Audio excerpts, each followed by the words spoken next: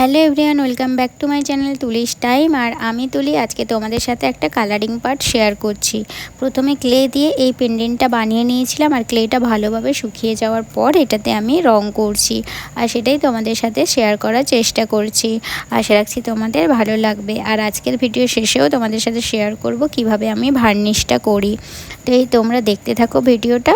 আর বলে রাখি, এই ডিজাইনটা কিন্তু আমার নয়, এটা একটা দিদির দেখে করা।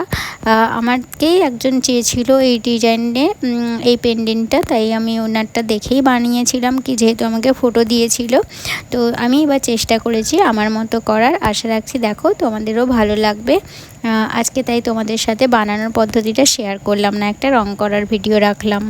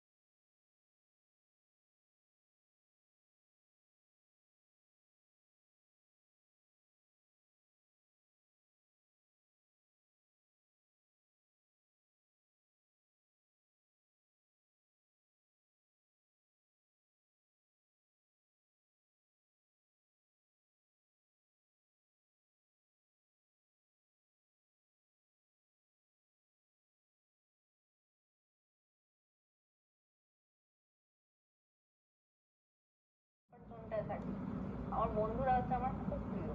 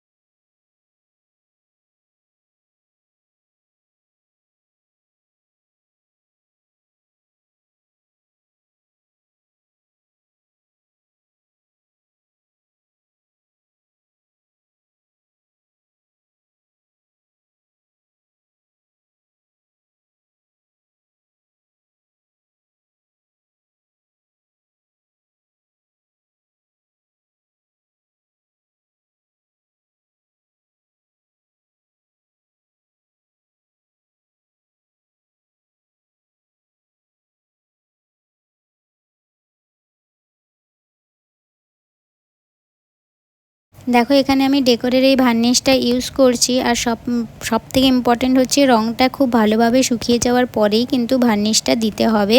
দরকার হলে 1-2 দিন ওয়েট করে তোমরা এই ভার্নিশটা দেওয়ার চেষ্টা করবে, তাতে একটা ভালো শাইনিং দেয়, নাহলে রঙটা কিন্তু উঠে যাবে।